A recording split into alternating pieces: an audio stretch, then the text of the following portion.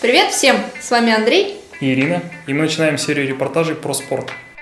Регулярно мы будем рассказывать о необычных и интересных увлечениях. В этом выпуске мы расскажем вам про уницикл или моноцикл. Это такая одноколесная штука с сидушкой, на которой разъезжают клоуны в цирке. А если серьезно, это интересный и необычный вид увлечения для активных людей всех возрастов. Увидев человека, проезжающего на уницикле мимо нас на улице, нам стало интересно узнать больше об этом виде активности. Впервые унициклы появились в конце 19 века и были под видом велосипеда. В начале 20 века уницикл рассматривался как перспективное транспортное средство, способное преодолевать высокие препятствия. Тогда в основном диаметр колеса составлял 36 дюймов.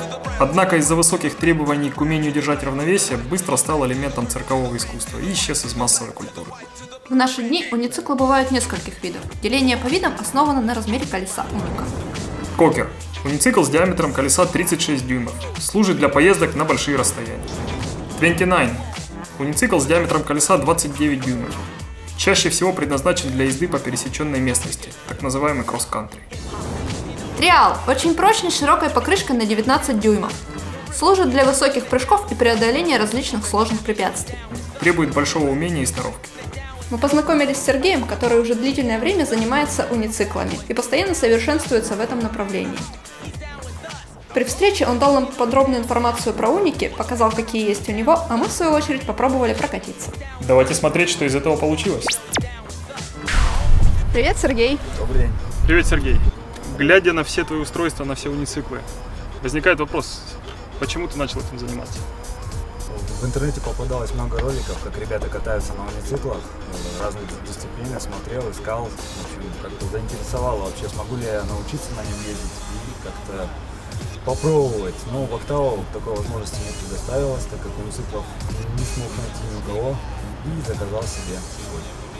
Научился кататься и катаюсь. И как давно начал этим заниматься? Заказал его в прошлом году зимой, и с весны прошлого года уже так основательно катаюсь. И насколько распространен этот вид увлечения? В городе у нас пока несколько человек всего катается, и как бы постепенно люди интересуются, спрашивают. А вообще по миру в последнее время очень много унициклов используется для того, чтобы добраться на работу, просто провести хорошо время и поддерживать себя в хорошей физической форме. Сколько стоит такой вид транспорта? Стоимость зависит от модели уницикла, от его предназначения. Самые дешевые это ленеры и модели для обучения. Они стоят где-то от 80 евро. Так, но если стоимость в евро, получается, заказать его можно только в Европе. Для нас именно самый лучший вариант это Германия, потому как доставка получается не особо дорогая, и поэтому заказы делают оттуда. Сергей, вкратце расскажи, в чем особенность устройства уницикла? Во-первых, такое основное отличие это отсутствие второго колеса, отличие от велосипеда. Далее, втулка у него с прямым креплением к шатунам, то есть во время движения педали всегда крутятся, то есть свободного хода нет. Шатуны крепятся отдельно, каждый. Рама, все это изготавливается отдельно специально для унициклов, и сиденье. Оно сделано изогнутой формы, для того, чтобы ездаку было удобно без рук. То есть во время езды на уницикле руки не используют. Как обеспечить безопасность? Безопасность в данном случае с унициклами особо бояться не стоит, каких-либо травм. Защита минимальная, то есть шлем, защита голени и перчатки. А как сложно научиться на нем кататься?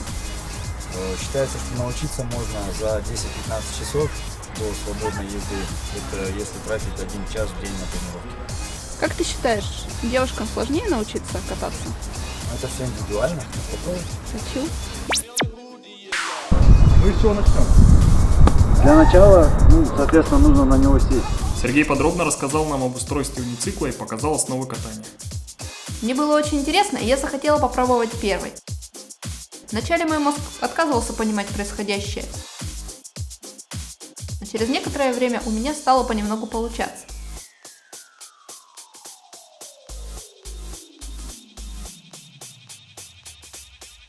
Затем попробовал я.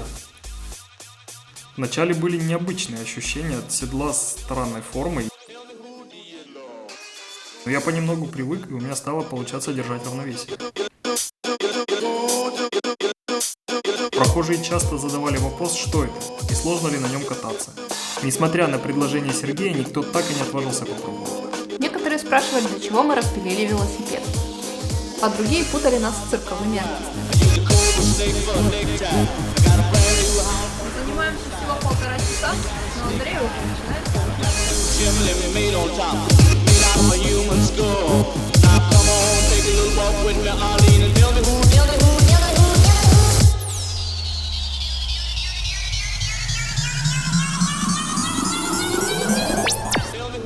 Итак, друзья, сегодня мы попробовали кататься на уницикле. На уницикле разных размеров, разных назначений. В следующий раз мы попробуем еще что-нибудь интересное. Пока! До новых встреч!